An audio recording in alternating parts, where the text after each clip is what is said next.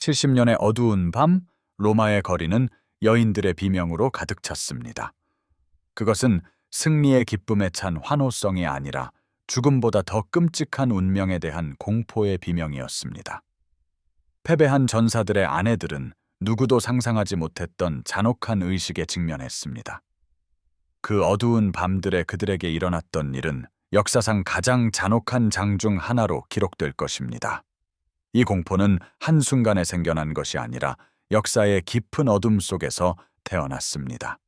그 뿌리를 이해하려면 우리는 역사의 가장 어두운 통로로 돌아가야만 합니다. 로마 제국의 심장부에서 전쟁은 단순히 군사적 충돌이 아니었습니다. 그것은 온 민족의 운명을 영원히 결정짓는 신성한 의식이었습니다. 기원후 69년 게르만 부족들이 함락되었을 때 로마인들은 승리에 만족하지 않았습니다. 그들은 자신들에게 도전하려는 모든 이들에게 끔찍한 메시지를 보내고 싶어 했습니다. 패배한 전사들의 아내들이 바로 이 피비린내, 나는 메시지의 일부가 되었습니다. 로마 사회에서 적을 굴욕시키는 것은 그들의 존엄을 완전히 파괴하는 것을 의미했고, 전사의 존엄을 아내의 순결을 침해하는 것보다 더 심하게 파괴하는 것은 없었습니다. 로마법은 포로의 권리를 인정하지 않았으며 그들의 아내들은 금은 보화와 마찬가지로 전쟁의 전리품으로 간주되었습니다. 그 불길한 밤, 베스파시아누스 장군은 병사들에게 분명한 명령을 내렸습니다. 패배한 모든 여인들은 인간의 상상을 초월하는 운명에 직면할 것이라고요. 그러나 그 이후에 벌어진 일은 어떤 목격자가 상상했던 것보다 훨씬 더 어두웠습니다. 다음 날 새벽, 역사의 얼굴을 바꿀 끔찍한 의식이 시작되었습니다. 전투에서 남편을 잃은 아내들은 자신들의 미지의 운명을 기다리고 있었습니다. 그들은 다가올 몇 시간 동안 자신들을 기다리는 것이 무엇인지 전혀 알지 못했습니다. 해가 뜰 무렵, 잔혹한 포로 대우로 악명 높았던 로마 사령관 마르쿠스 브루투스가 막사에 도착했습니다. 그의 명령은 분명했습니다. 로마법을 최대한 엄격하게 적용하라는 것이었죠. 로마 문화에서 적을 굴욕시키는 것은 승리의 필수적인 부분이었습니다. 200명이 넘는 게르만 여인들이 막사 광장에 모였습니다. 그들은 지난 전투의 공포로 인해 찢어진 전통 의상을 입고 있었고, 어린 자녀들은 두려움과 배고픔에 울면서 그들의 옷자락을 붙잡고 있었습니다. 그러나 잔혹한 로마 병사들은 이 광경에 아무런 연민도 느끼지 못했습니다. 그들의 눈에는 이 여인들이 더 이상 인간이 아니라 로마 국가의 소유물이었습니다. 로마법 유스 젠티움은 패배한 포로들에게 어떤 처우도 허용했습니다. 로마 시민에게 금지되었던 것이 패배한 적에게는 허용된 것이었죠. 브루투스는 병사들에게 끔찍한 의식의 첫 단계를 실행하라고 명령했습니다. 여인들은 가슴 찢어지는 울부짖음 속에서 강제로 아이들과 분리되었습니다. 5세 미만의 아이들은 즉시 노예로 보내졌고, 나이 많은 아이들은 미래의 처형자가 되기 위한 훈련을 받도록 운명지어졌습니다. 그러나 어머니들의 운명은 그 어느 때보다 최악이었습니다. 이 비극 속에서 패배한 전사들의 아내들에게만 적용되는 특별한 의식이 있었습니다. 이 의식은 단순한 처벌이 아니라 다른 부족들에게 공포를 심어주는 메시지였으며, 로마에 도전하려는 모든 민족의 저항 정신을 꺾는 것이 목표였습니다. 오후 3시 더욱 잔혹한 두 번째 단계가 시작되었습니다. 여인들은 이 끔찍한 목적을 위해 특별히 준비된 거대한 천막으로 옮겨졌습니다. 천막 안에는 그들이 한 번도 들어본 적 없는 도구들과 의식들이 기다리고 있었습니다. 굴욕 의식에 특화된 로마 병사들이 그 장소를 세심하게 준비하고 있었습니다. 이 병사들은 포로들의 정신과 육체를 꺾기 위해 수년간 훈련을 받아왔습니다. 그들은 적의 존엄을 파괴하는 최선의 방법에 대한 자세한 지침서를 가지고 있었습니다. 이 지침서에는 패배한 여인들을 다루는 방법에 대한 정확한 지시사항이 포함되어 있었습니다. 모든 단계는 최대한의 정신적, 육체적 고통을 주기 위해 계획되었습니다. 게르만 여인들은 이것이 단지 시작에 불과하다는 것을 알지 못했습니다. 밤이 다가오고 있었고 그것은 인간의 상상을 초월하는 공포를 가져왔습니다. 어두운 천막 안에는 그들을 스스로의 그림자로 만들 의식이 기다리고 있었습니다. 그러나 이 의식들이 시작되기 전 아무도 예상치 못한 일이 일어났습니다. 브룬힐데라는 이름의 여인이 무리 가운데서 눈에 띄는 용기로 일어섰습니다. 그녀는 분노와 강한 도전으로 불타는 눈으로 로마 병사들을 노려보았습니다. 그녀의 다음 말은 그 누구도 상상할 수 없는 방식으로 사건의 흐름을 바꿀 것이었습니다. 묻겠습니다. 브룬힐데는 천막의 기둥을 흔드는 목소리로 극심한 증오심을 불태우며 소리쳤습니다. 비겁한 로마인들이여, 게르만 여인들이 쉽게 굴복할 것이라 생각하느냐? 로마 병사들은 예상치 못한 도전에 충격을 받아 잠시 멈췄습니다. 그들은 패배한 여인들에게서 이런 저항을 보는데 익숙하지 않았습니다. 브루투스 사령관은 차가운 미소를 지으며 병사들에게 그녀에게 다가가라고 손짓하며 말했습니다. 이 어리석은 야만이나 이 용기는 네가 상상하는 것보다 더 큰 대가를 치르게 할 것이다. 그러나 브룬힐데는 물러서지 않고 절대적인 자신감으로 한 걸음 앞으로 나섰습니다. 그녀는 자신의 저항이 고통을 더 심하게 만들 수 있다는 것을 알았지만 더 이상 신경 쓰지 않았습니다. 그녀는 전투에서 용감한 남편을 잃었고 새 아이도 강제로 빼앗겼습니다. 이 잔혹하고 불공정한 삶에서 그녀는 더 이상 잃을 것이 없었습니다. 그녀의 다음 말은 막사에서 가장 잔혹한 병사들까지도 충격에 빠뜨렸습니다. 지금 날 죽여라. 아니면 나를 살려둔 매 순간을 후회하게 될 것이다. 긴 침묵이 흘렀고 모두가 이 비범한 여인을 바라보았습니다. 다른 여인들조차도 그녀의 용감한 행동에서 용기를 얻어 고개를 들었습니다. 브루투스는 이 도전을 가능한 한 빨리 진압해야 한다고 깨달았습니다. 만약 저항 정신이 여인들 사이에 퍼진다면 테러 계획 전체가 실패할 수도 있었기 때문입니다. 그는 병사들에게 브룬힐데를 체포하여 가장 튼튼한 쇠사슬로 묶으라고 명령했습니다. 그러나 그 이후에 벌어진 일은 이 비극적인 장면에서 모든 예상을 뛰어넘는 것이었습니다. 병사들이 그녀에게 다가가자 다른 여인들이 한 명씩 일어서기 시작했습니다. 한 나이든 여인이 용감하게 소리쳤습니다. 브룬힐데를 데려가려면 우리 모두를 데려가라. 몇 분 만에 천막 안의 모든 여인들이 도전적으로 서 있었습니다. 수백 번의 전쟁과 전투를 겪은 로마인들에게조차 이 광경은 놀라웠습니다. 그러나 그들은 패배한 포로들 사이에서 이런 연대를 본 적이 없었습니다. 이 집단적인 도전은 브루투스를 매우 곤란한 상황에 빠뜨렸습니다. 그는 모든 여인들을 죽이는 것이 테러 계획을 실행할 기회를 놓치는 것이라는 것을 알았지만 그들이 반항하도록 내버려 두는 것은 다른 포로들에게도 저항을 부추길 수 있었습니다. 그는 처음 계획했던 것보다 훨씬 더 잔혹하고 교활한 전략을 실행하기로 결정했습니다. 그는 말했습니다. 좋다. 너희가 죽음을 원한다면 죽음보다 더 나쁜 것을 얻게 될 것이다. 그는 병사들에게 로마군의 비밀 창고에서 특수 도구들을 가져오라고 명령했습니다. 이 도구들은 예외적인 반란과 강력한 저항 상황을 위해 고안된 것이었습니다. 병사들은 30분 후 단단히 봉인된 나무 상자들을 들고 돌아왔습니다. 상자들이 열리자 등골이 오싹해지는 금속 소리가 울려 퍼졌습니다. 그 안에는 게르만 여인들이 전에 본 적 없는 고문 도구들이 들어 있었습니다. 가시 달린 쇠사슬, 뜨거운 인두, 그리고 기이한 모양과 디자인의 장치들이었죠. 그러나 더 끔찍한 것은 브루투스가 상자 중 하나에서 꺼낸 책이었습니다. 그 제목은 고대 라틴어로 반항적인 여인들의 의지 꺾기 의식이었습니다. 이 책은 유명한 네로 황제 시대의 고문 전문가들이 저술한 것으로 정신적, 육체적 고문의 극단적인 방법을 망라한 포괄적인 지침서였습니다. 가장 강인한 인물들의 저항을 꺾는 방법에 대한 끔찍한 세부 정보가 담겨 있었습니다. 책의 첫 장은 10단계 희망 파괴라는 제목이었습니다. 브룬힐데는 그 책을 보고 진짜 싸움은 아직 시작되지 않았다는 것을 깨달았지만 그녀의 눈은 여전히 이전처럼 용기와 강한 도전으로 불타고 있었습니다. 크랜티디였습니다. 그녀가 몰랐던 것은 이 책이 이미 다른 전쟁들에서 사용되었으며 그 의식에 노출된 여인들 중 그 누구도 예전과 같지 않았다라는 것이었습니다. 밤은 짙은 어둠으로 막사를 감싸기 시작했고 악몽의 실제 시작이 다가오고 있었습니다.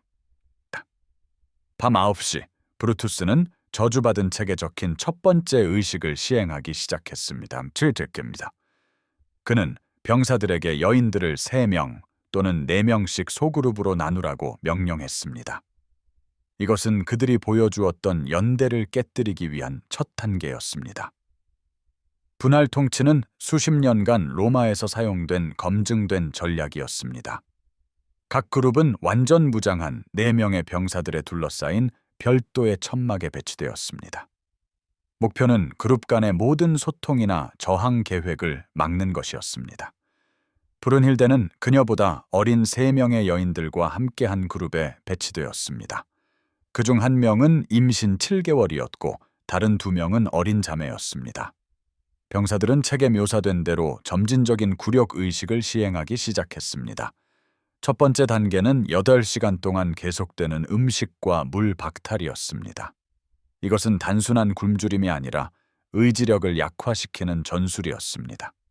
책에는 지친 몸이 정신적으로 더 쉽게 통제될 수 있다라고 설명되어 있었습니다.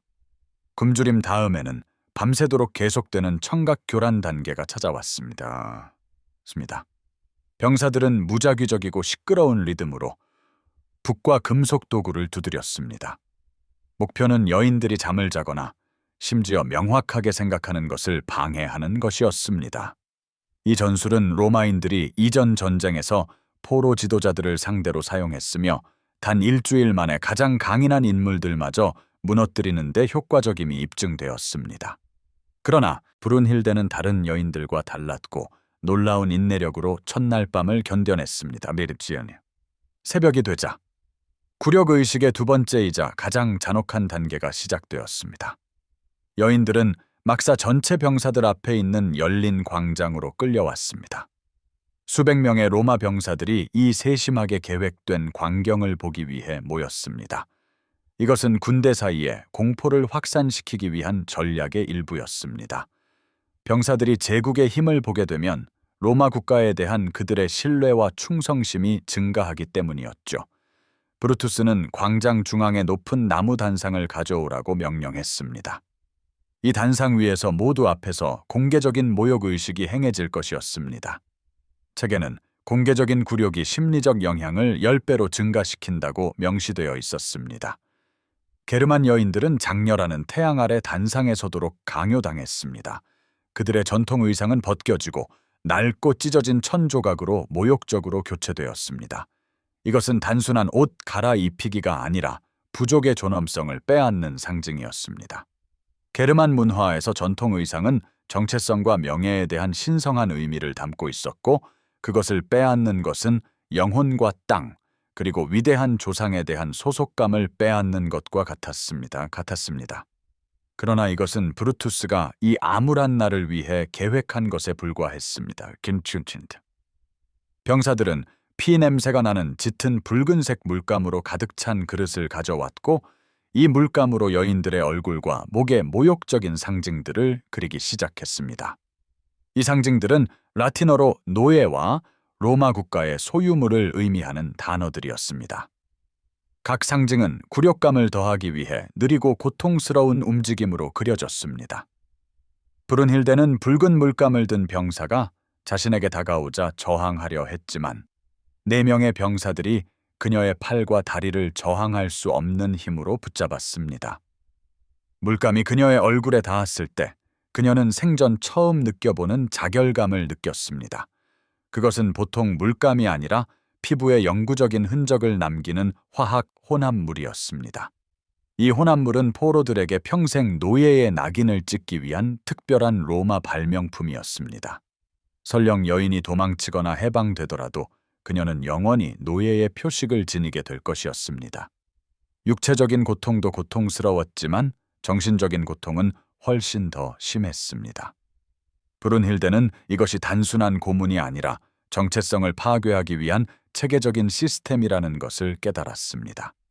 모든 단계는 그들의 영혼에서 부족의 존엄과 자부심의 모든 흔적을 지우기 위해 고안되었습니다. 그러나 진정한 악몽의 깊이는 아직 드러나지 않았습니다. 오후 2시, 브루투스는 세 번째이자 가장 잔혹한 단계의 시행을 명령했습니다. 이 단계는 책에서 가족 유대 파괴 의식이라고 불렸습니다. 목표는 단순히 여인들을 굴욕시키는 것이 아니라 그들의 이전 삶과 연결된 모든 것을 파괴하는 것이었습니다. 병사들은 완전히 파괴되고 불타버린 마을에서 여인들의 개인 소지품들을 가져왔습니다. 결혼 반지, 남편이 직접 만든 목걸이, 그리고 잃어버린 아이들의 작은 장난감들이었습니다. 이 물건들은 그들의 영혼이 무너진 세상에서 마지막으로 남은 것들이었습니다. 브루투스는 여인들에게 병사들 앞에서 이 물건들을 직접 파괴하라고 명령했습니다. 그는 얼음처럼 차가운 목소리로 말했습니다. 만약 너희가 거부한다면 고통은 상상하는 것보다 더 심할 것이다. 브룬힐데는 남편이 직접 만들어준 은 목걸이를 바라보았습니다. 목걸이에는 영원한 사랑과 용감한 여인의 힘을 의미하는 게르만 문양이 새겨져 있었습니다. 그녀가 그것을 잡았을 때 15년 전의 결혼식 밤이 떠올랐습니다. 남편은 그녀에게 이 목걸이는 내가 멀리 있을 때도 널 지켜줄 거야 라고 말했었죠. 그러나 이제 남편이 전투에서 죽고 난 후 그것은 단지 정신적 고통을 주는 도구가 되었습니다. 병사가 그녀의 손에 쇠망치를 쥐어주고 목걸이를 위협적으로 가리켰습니다. 그는 그녀의 귀에 잔인하게 속삭였습니다. 지금 부숴라. 아니면 네 손가락을 하나씩 부러뜨릴 것이다. 브룬힐데는 망치를 잡았고 그녀의 손은 억눌린 고통과 분노로 떨렸습니다. 그러나 목걸이를 부수는 대신 그녀는 고개를 들고 브루투스를 똑바로 쳐다보며 말했습니다. 내 사랑하는 남편의 추억을 파괴하기 전에 차라리 내 모든 뼈를 부숴라. 브루투스는 극도로 분노하며 병사들에게 즉시 그녀에게 다가가라고 손짓했습니다. 그러나 그 순간 그곳에 있던 어떤 로마인도 예상치 못한 일이 일어났습니다. 다른 여인들이 자유의지로 자신의 소지품을 바닥에 던지기 시작했지만 그것을 부수지 않았습니다. 대신 그들은 크고 힘찬 목소리로 노래를 부르기 시작했습니다. 그것은 영웅적인 전사들의 장례식에서 불리던 전통 게르만 노래였습니다. 그 노래는 죽지 않는 영혼과 죽음을 초월하는 사랑에 대해 이야기했습니다. 극심한 고통과 두려움 속에서도 그들의 목소리는 놀라운 조화를 이루며 어우러졌습니다. 로마 병사들조차도 이 기이한 광경에 놀라 잠시 멈췄습니다. 그들은 포로들이 두려움에서 이렇게 자신감으로 바뀌는 것을 본 적이 없었습니다. 그 노래는 로마인들이 결코 이해하지 못할 영적인 에너지로 광장을 가득 채웠습니다. 브루투스는 자신의 계획이 실패하고 있으며 이 여인들이 서로에게서 힘을 얻고 있다는 것을 깨달았습니다. 그는 병사들에게 어떤 방법으로든 가능한 한 빨리 여인들을 침묵시키라고 명령했지만 병사들의 구타와 폭력적인 위협에도 불구하고 노래는 계속되었습니다. 각 여인은 마치 다른 세상에 있는 남편의 영혼에게 이야기하듯이 노래했습니다. 이 광경은 로마 병사들의 사기에도 영향을 미치기 시작했습니다. 몇몇 병사들은 막사에서 멀리 떨어진 집에 있는 아내와 어머니를 떠올렸고 은밀히 이 무고한 여인들에게 자신들이 행하는 일의 정당성에 대해 의문을 품기 시작했습니다. 브루투스는 병사들의 눈에 망설임을 알아차렸고 자신이 신속하게 행동해야 한다는 것을 알았습니다. 그는 고문을 위한 비밀 창고에서 더 잔혹한 도구들을 가져오라고 명령했습니다. 이 도구들은 가장 혹독했던 로마 전쟁에서도 사용된 적이 없었고 강력한 정신적 저항을 보이는 예외적인 경우에 대처하기 위해 특별히 고안된 것이었습니다. 여인들이 이 도구들을 보았을 때 노래는 단 한순간만 멈췄습니다. 그러나 브룬힐데는 이전보다 더 큰 목소리로 노래를 불렀고 다른 여인들도 그녀에게 합류했습니다. 그들은 이제 언젠가 찾아올 복수와 복수에 대해 노래했습니다. 우리의 피가 땅에서 정의를 위해 울부짖을 것이다. 노래 가사는 공중에 울려 퍼졌고 지켜보던 로마 병사들의 마음속 깊은 곳에 전율을 보냈습니다. 브루투스는 이 저항 정신이 더 확산되기 전에 꺾어야 한다는 것을 알았습니다. 다음 몇 분 동안 일어날 일은 이 비극의 얼굴을 영원히 바꿀 것입니다. 첫 번째 도구는 영혼 압착기라고 불렸습니다. 칠흑 같은 철과 번쩍이는 구리로 놀랍도록 정교하게 만들어진 복잡한 금속 장치였죠. 이는 희생자의 목에 채워져 서서히 조여지도록 설계되었습니다. 질식시켜 죽이는 것이 목적이 아니라 약한 질식감을 지속적으로 유발하는 것이 목표였습니다. 이렇게 하면 희생자는 의식을 유지하되 임박한 죽음의 공포 속에서 끊임없이 살게 되는 거죠. 두 번째 도구는 첫 번째 것보다 훨씬 더 잔인하고 복잡했는데 손가락과 발가락에 채우도록 고안된 작은 철제 울이었습니다. 손잡이를 돌리면 우리는 손가락을 매우 천천히 그리고 극심한 고통과 함께 압박했습니다. 고통은 처음엔 가벼웠지만 점차 견딜 수 없는 수준으로 치달았습니다. 브루투스는 병사들에게 브룬힐트를 먼저 데려와 고문하라고 지시했습니다. 그녀는 이 끔찍하고 무서운 도구들을 보고도 여전히 노래를 부르고 있었습니다. 목소리는 약간 떨렸지만 그녀의 눈에 비친 결심은 아직 꺾이지 않았습니다. 병사들이 그녀에게 다가가자 그녀는 노래를 멈추고 충격적인 말을 내뱉었습니다. 겁쟁이들아, 고통이 진정한 게르만 여인을 꺾을 수 있다고 생각하느냐? 그리고는 다른 여인들을 향해 크고 또렷한 목소리로 말했습니다. 자매들이여, 이 로마인들에게 명예로운 여인들이 어떻게 존엄하게 죽는지 보여주자. 그녀의 말은 다른 여인들의 마음에 용기의 불을 지폈습니다. 다시 한번 그들은 노래를 부르기 시작했지만 이번에는 완전히 다른 노래였습니다.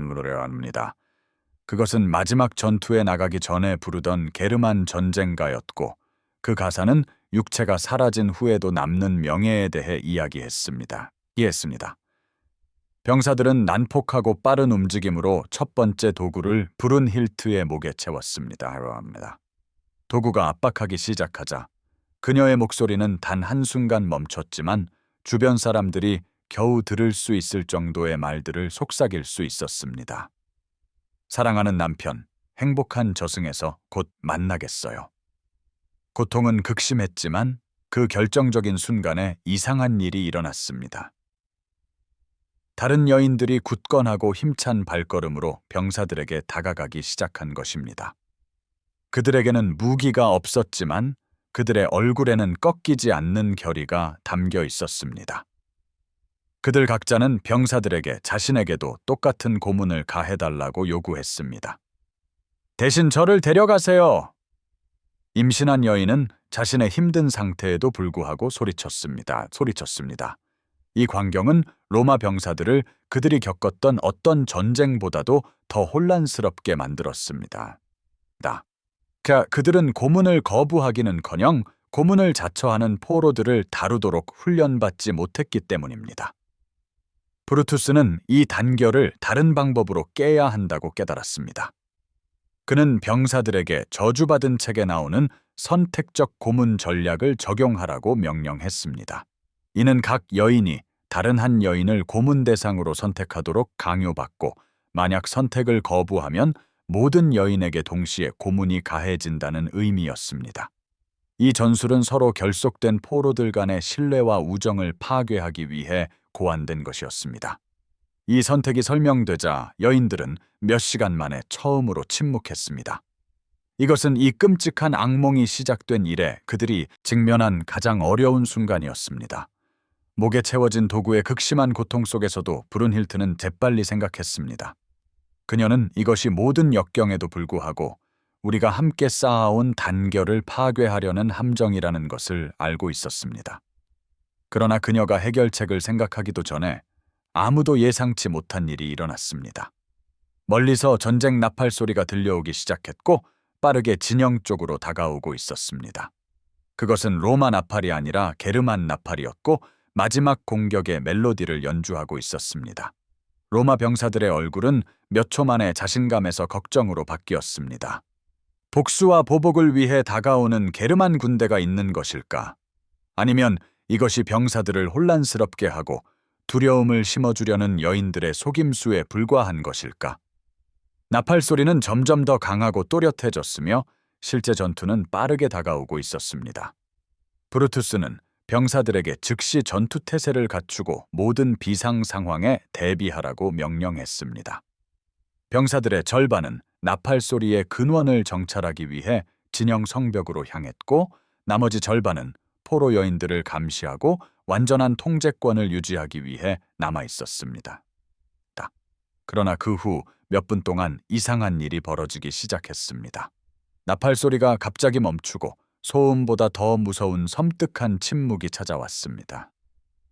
이 갑작스러운 침묵은 가장 노련한 병사들조차 극심한 불안감을 느끼게 했습니다. 브룬힐트는 고통 속에서도 가볍고 알 수 없는 미소를 지었습니다. 그녀는 로마인들이 모르는 게르만 전쟁 신호에 대해 알고 있었습니다. 일부 나팔의 침묵은 후퇴를 의미하는 것이 아니라 기습 공격을 준비하고 있음을 뜻한다. 그녀는 주변 병사들이 들을 수 없는 낮은 목소리로 동료들에게 속삭였습니다. 침묵은 그들이 아주 가까이 있다는 뜻이야. 아마 불과 수백 미터밖에 안 될 거야. 이 정보는 고통받던 여인들의 마음에 새로운 희망의 불꽃을 지폈습니다. 그러나 브루투스는 어리석지 않았습니다. 그는 게르만 부족들과의 전쟁에서 수년을 보냈습니다. 그는 이 침묵이 나팔 소리 자체보다 더 큰 위험의 징후일 수 있다는 것을 깨달았습니다. 그는 즉시 여인들 주변의 경비병 수를 2배로 늘리도록 명령했고 여인들을 요새화된 천막 안으로 들여와 인간 방패로 사용하도록 지시했습니다. 만약 게르만족이 공격한다면 그들의 여인들이 있는 한 그들은 자유롭게 싸울 수 없을 것이기 때문입니다. 이 전술은 로마인들이 다른 전쟁에서도 큰 성공을 거두며 사용했던 것이었습니다. 그러나 병사들이 여인들을 옮기려고 했을 때 그들은 맹렬하고 예상치 못한 저항에 부딪혔습니다. 목에 채워진 고통스러운 도구에도 불구하고 브룬힐트는 병사 중 한 명을 걷어찰 수 있었습니다. 다른 여인들은 모든 힘을 다해 물고 핥히기 시작했습니다. 그들은 이것이 그들이 오랫동안 기다려온 해방의 순간일 수 있다는 것을 알고 있었습니다. 이로 인해 발생한 혼란은 어린 여인 중 한 명에게 탈출할 기회를 주었습니다. 그녀는 광장을 빠져나와 진영 뒤편 천막들 사이에 숨을 수 있었습니다. 그녀의 이름은 프레야였고 전직 게르만 최고 전사 중 한 명의 딸이었습니다. 그녀는 어릴 적부터 용감한 전사 아버지에게서 은신과 정찰 기술을 배웠습니다. 프레야는 진영 가장자리에 도달하여 성벽의 작은 틈새로 엿볼 수 있었습니다. 그곳에서 그녀가 본 것은 그녀의 심장을 격렬한 기쁨과 흥분으로 뛰게 만들었습니다. 진영을 둘러싼 언덕 위에는 어둠 속에서 움직이는 그림자들이 있었습니다. 수백 명의 게르만 병사들이 로마 진영을 향해 절대적인 침묵 속에서 기어오르고 있었습니다. 그들은 칠흑 같은 밤의 그림자 속에 사라지게 하는 검은 갑옷을 입고 있었습니다. 그들의 지도자는 어둠 속에서 번쩍이는 거대한 전쟁 도끼를 든 거구의 남자였습니다. 그의 얼굴은 신성한 게르만 복수의 상징이 새겨진 철 가면으로 덮여 있었습니다. 프레야는 그의 모습에서 그가 게르만 전사들의 전설인 폭풍 라그나르임을 알아보았습니다. 그는 맨손으로 100명이 넘는 로마 병사들을 죽였다라고 전해졌습니다. 만약 라그나르가 여기에 있다면 이는 복수와 보복을 위해 완전한 군대가 왔다는 것을 의미했습니다. 프레야는 이 기쁜 소식을 동료들에게 전하기 위해 번개처럼 빠르게 돌아왔지만 경비가 삼엄해진 탓에 그들에게 접근하는 것은 쉽지 않았습니다. 그녀는 그림자 사이를 기어가 고통받고 있는 브룬힐트에게 다가갈 수 있었습니다. 그녀는 브룬힐트의 귓가에 속삭였습니다. 폭풍 라그나르가 수백 명의 전사들과 함께 복수하러 왔어. 브룬힐트의 눈은 놀라움으로 커졌다가 이내 극심한 기쁨의 눈물로 가득 찼습니다. 라그나르는 그녀의 죽은 남편의 형제였고 그녀는 그를 다정한 큰오빠처럼 여겼습니다. 만약 그가 복수하러 왔다라면 이는 순교한 남편들을 위한 정의가 마침내 실현될 것이라는 의미였습니다. 그러나 예상되는 공격이 시작되기 전에 해결해야 할 큰 문제가 있었습니다. 로마인들이 여인들을 인간 방패로 사용할 것이고 이는 구출 작전을 매우 복잡하게 만들 것이기 때문이었습니다. 브룬힐트는 이 어려운 상황에서 그들을 해방시킬 방법을 재빨리 생각해냈습니다. 다음 몇 분 동안 그녀가 할 일이 오늘 밤 모든 이의 운명을 결정할 것이었습니다. 브룬힐트는 프레야에게 가까이 다가오라는 손짓을 하여 서로 완전히 명확하게 들을 수 있도록 했습니다. 내 말을 잘 들어. 공격이 시작되기 전에 라그나르에게 메시지를 전달해야 해. 고통스러운 도구 때문에 목소리가 약했지만 그녀의 말은 명확하고 단호했습니다. 그에게 북쪽이 아니라 동쪽에서 공격을 시작하라고 말해주오.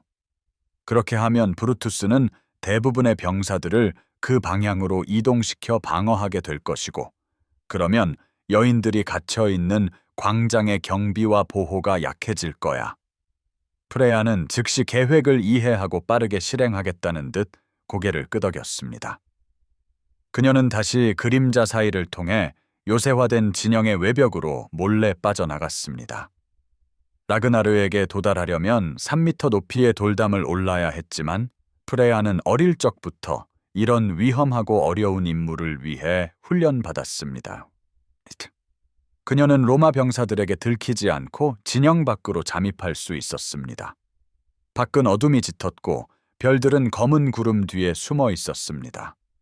프레야는 진영을 사방으로 둘러싼 바위와 나무들 사이에서 라그나르를 찾았습니다.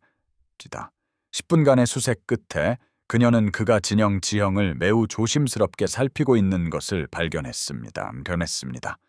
그는 자신의 검은 갑옷과 비슷한 갑옷을 입은 3명의 전사들에게 둘러싸여 있었습니다. 그녀가 다가오는 것을 보자 그는 낯선 이들에게 경고하는 듯 전쟁 도끼를 들어 올렸습니다. 그러나 프레야는 두건을 벗고 달빛 아래서 얼굴을 드러냈습니다. 라그나르는 즉시 그녀를 알아보았습니다. 그녀는 과거 전투에서 전사한 친구 전사의 딸이었기 때문입니다. 프레야, 여기서 뭘 하는 거냐? 다른 여인들과 함께 포로로 잡히지 않았느냐?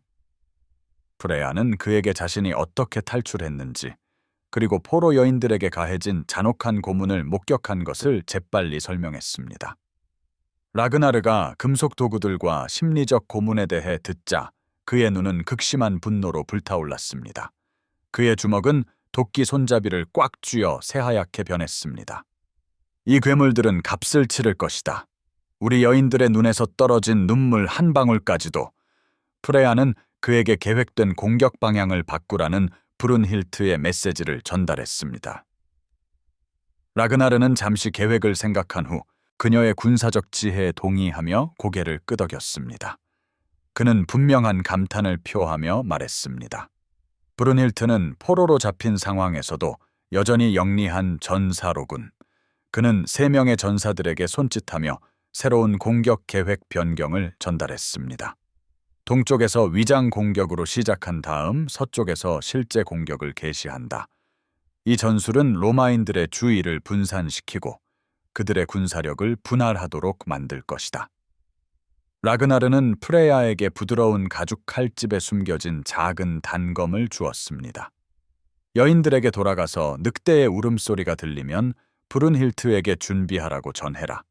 이 울음소리는 파괴적인 실제 공격이 시작되는 것에 대한 합의된 신호다.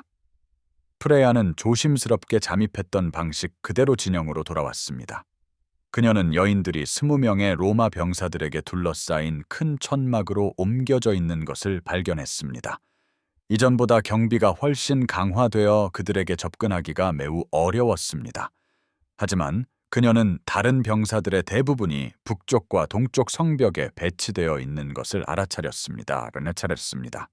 이는 로마 군대를 재배치하려는 브룬힐트의 계획이 부분적으로 성공했음을 의미했습니다. 이제 그녀는 어떤 식으로든 라그나르의 메시지를 브룬힐트에게 전달해야 했고, 요새화된 천막벽 아래 작은 구멍을 이용하여 안으로 잠입하기로 결정했습니다. 구멍은 좁고 고통스러웠지만 프레야는 간신히 안으로 들어갈 수 있었습니다. 천막 안에서 여인들은 무겁고 극심한 고통을 주는 쇠사슬에 묶여 있었습니다.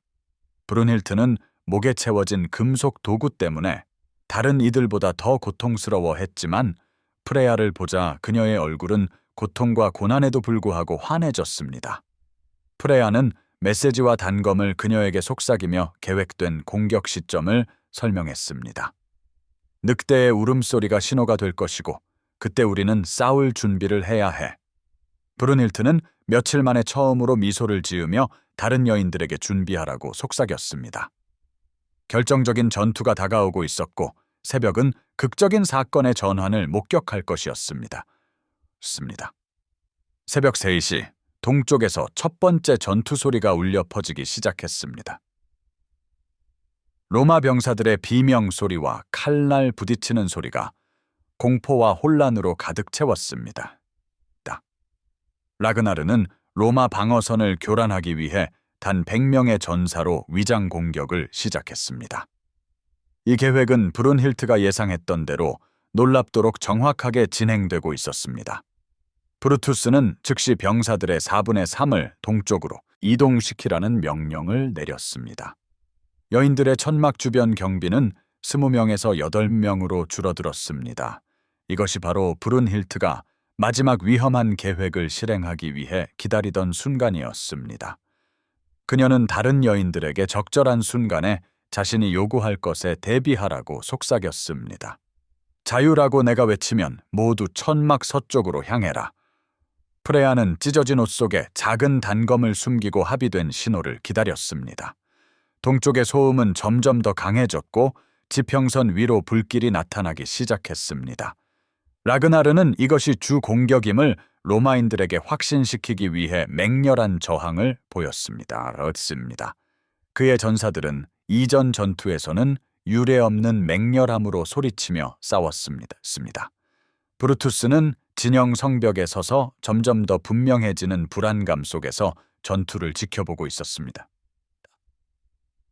그는 실제 공격이 반대편에서 침묵 속에 준비되고 있다는 것을 알지 못했습니다. 300명의 게르만 전사들이 서쪽 성벽을 향해 절대적인 침묵 속에서 기어오르고 있었습니다. 그들은 어둠 속에서 유령처럼 움직이며 아무 소리도 내지 않았습니다. 브룬힐트가 애타게 기다리던 일이 일어났습니다. 서쪽에서 우렁찬 늑대 울음소리가 울려 퍼져 동쪽 전투의 소리를 뚫고 나왔습니다. 이것이 라그나르가 실제 공격이 곧 시작될 것이라는 신호였습니다. 브룬힐트는 목에 채워진 도구의 극심한 고통 속에서도 모든 힘을 모아 최대한 크게 소리쳤습니다. 자유! 그리고 여인들은 즉시 움직이기 시작했습니다. 8명의 경비병들은 갑작스러운 움직임에 놀라 잠시 동안 무슨 일이 일어나는지 이해하지 못했습니다. 그 결정적인 순간에 프레야는 작은 단검을 꺼내 가장 가까운 병사를 찔렀습니다. 다른 여인들은 묶여 있었음에도 불구하고 손과 이빨로 병사들을 공격하기 시작했습니다. 무기와 신체적인 힘의 명백한 불균형에도 불구하고 치열한 전투였지만, 절망과 분노는 여인들에게 그들이 상상조차 하지 못했던 힘을 주었습니다. 같은 순간 게르만 전사들의 도끼 공격 아래 서쪽 성벽이 폭발했습니다. 라그나르는 파괴적인 폭풍처럼 진영을 뚫고 들어왔고, 그의 도끼는 로마인들의 목을 베어냈습니다. 로마 병사들의 공포스러운 비명소리가 게르만 승리의 함성과 뒤섞였습니다. 진영은 몇 분 만에 고문 장소에서 피비린내 나는 공개 전쟁터로 변했습니다. 브루투스는 자신이 정교한 군사적 함정에 빠졌고 그의 계획이 완전히 실패했음을 깨달았습니다. 그는 중앙으로의 빠른 후퇴를 명령했지만 이미 도망치기에는 너무 늦었습니다. 게르만 전사들이 번개 같은 속도로 여인들의 천막으로 다가오고 있었기 때문입니다. 한 로마 병사가 구원자들이 도착하기 전에 브룬힐트를 복수심에 죽이려 했지만 프레야는 몸을 던져 대신 어깨에 칼을 맞았습니다. 프레야의 피가 땅에 흘러내렸지만 그녀는 영웅적인 브룬힐트의 생명을 구할 수 있었습니다. 그 순간 천막문이 힘차게 열리고 분노한 거인 라그나르가 나타났습니다. 그의 얼굴은 피와 분노로 가득했고 그의 눈은 불타는 숯불처럼 이글거렸습니다. 그는 목에 금속 도구가 채워진 브룬힐트와 어깨에서 피를 흘리는 프레야를 보았습니다. 때 그 순간 그를 휩쓴 분노는 그가 이전에 목격했던 어떤 분노보다도 강력했습니다. 그는 천막에 남아있던 로마 병사들에게 살기 어린 무서운 시선을 보냈습니다. 오늘 너희는 게르만 정의의 맛을 보게 될 것이다. 그는 천막벽을 흔드는 목소리로 포효했습니다. 다음 몇 분 동안 일어난 일은 전쟁 역사상 가장 잔혹한 복수가 될 것이었습니다. 여인들의 고문으로 시작된 밤은 역사가 결코 잊지 못할 학살로 끝날 것이었습니다. 라그나르는 겁에 질린 로마 병사들을 향해 느리고 신중한 발걸음으로 다가갔습니다. 한 걸음 한 걸음마다 무고한 여성들의 눈물에 대한 복수의 맹세가 담겨 있었습니다. 거대한 전투도끼에서는 끝없이 이어지는 밤의 전투에서 흘린 피가 뚝뚝 떨어지고 있었습니다. 천막 안에 남아있던 5명의 병사들은 살아있는 악몽 같은 존재 앞에서 두려움에 떨었습니다. 그들은 이렇게 사납고 피의 복수에 목마른 전사를 본 적이 없었습니다. 라그나르는 한마디도 하지 않았습니다. 도끼가 그를 대신하여 말하게 했습니다. 이분도 차에되지 않아 천막 안에는 살아있는 로마 병사가 단 한 명도 남아있지 않았습니다. 피는 천막의 벽과 바닥을 끈적하고 진한 붉은색 페인트처럼 뒤덮었습니다. 학살이 끝난 후 라그나르는 브룬힐드 옆에 무릎을 꿇고 그녀를 고통스러운 구속에서 풀어주려 했습니다. 그녀의 목에 채워진 쇠부티를 조심스럽게 제거하며 더 이상의 상처를 주지 않으려 했습니다. 마침내 풀려나자 브룬힐드는 라그나르의 품에 쓰러져 고통과 기쁨의 눈물을 흘렸습니다. 그녀의 눈물은 나약함 때문이 아니라 마침내 정의가 실현되었다라는 안도감에서 나온 것이었습니다. 그녀는 떨리는 목소리로 속삭였습니다. 형제님, 제 남편과 우리의 모든 순결한 순교자들의 복수를 해주셨어요. 라그나르는 그녀를 조심스럽게 안아들고 로마 적들의 피로 얼룩진 천막 밖으로 데려나왔습니다. 밖에서는 전체 야영지가 이미 로마 병사들은 게르만 전사들의 손에 쓰러졌습니다. 살아남은 자들은 모든 것을 뒤로 한 채 산을 넘어 도망쳤습니다. 브루투스 또한 성벽 옆에서 죽은 채 발견되었는데 그의 가슴에는 창이 완전히 꿰뚫려 있었습니다. 저주받은 고문 의식서가 로마의 다른 무기고들과 함께 불태워졌습니다. 이 악마적인 지침서가 다시는 어떤 여성에게도 해를 끼치지 않을 것입니다. 해방된 여성들은 브룬힐드 주변에 모여 기쁨과 깊은 안도감에 눈물을 흘렸습니다. 프리다는 상처에도 불구하고 미소를 지으며 동료들이 마침내 자유를 얻은 것을 보았습니다. 그녀는 자랑스럽게 말했습니다. 우리가 해냈어요. 우리는 끝까지 저항했고 폭군들에게 굴복하지 않았어요. 라그나르는 모든 여성들을 모아놓고 부족의 운명을 영원히 바꿀 결정을 선포했습니다. 오늘 밤부터 게르만 여성들은 남자들과 똑같이 전사가 될 것입니다. 오늘 밤 제가 목격한 용기와 희생은 역사에 영원히 기록될 가치가 있습니다. 남성들만이 전투에 참여하는 것이 일반적이었던 게르만 사회에서 이 결정은 혁명적인 것이었지만 라그나르가 목격한 여성들의 영웅적인 모습은 그의 시각을 영원히 바꾸어 놓았습니다. 브룬힐드는 고통 속에서도 꼿꼿이 서서 모든 사람 앞에서 신성하고 엄숙한 맹세를 선포했습니다. 우리의 순교자들의 영혼에 맹세하건대 오늘 이후 그 어떤 게르만 여성도 모욕당하지 않을 것입니다. 우리는 아들들처럼 딸들에게도 예외나 차별 없이 싸움과 전쟁을 가르칠 것입니다. 이 맹세는 훗날 모든 게르만 부족의 새로운 법률의 기초가 되었습니다. 게르만 전사들은 전리품을 챙기고 로마 야영지 전체에 불을 질렀습니다. 불꽃은 수십 킬로미터 밖에서도 보였으며 모든 폭군에게 보내는 경고의 메시지였습니다. 이 불길은 여성에 대한 억압이 처벌 없이 지나가지 않을 것임을 세상에 알리는 듯 했습니다. 이 이야기를 들은 이웃 부족들은 라그나르에게 지지와 응원의 메시지를 보냈습니다. 브룬힐드의 이름은 저항과 존엄의 상징으로 유럽 전역에 퍼져나갔고 그녀의 이야기는 꺾을 수 없는 의지의 본보기로 아이들에게 전해지게 되었습니다. 심지어 로마에서도 사람들은 제국을 무찌른 게르만 여성들의 이야기를 전하며 용감한 브룬힐드의 이름은 폭군들에게는 공포를, 억압받는 모든 이들에게는 영감을 주게 되었습니다. 그렇게 어두운 단 하룻밤 만에 여성들의 비극은 불멸의 서사시로 변모했습니다. 이는 인간의 존엄성이 어떤 고문 도구나 폭군보다 강하며 여성이 저항하기로 결심할 때 어떤 군대도 막을 수 없는 힘이 된다는 것을 역사에 가르쳐 주었습니다. 이 이야기에 감동하셨다면 더 많은 숨겨진 역사의 비밀들을 지켜보기 위해 공유하고 구독해 주세요. 역사는 수많은 이야기를 숨기고 있습니다.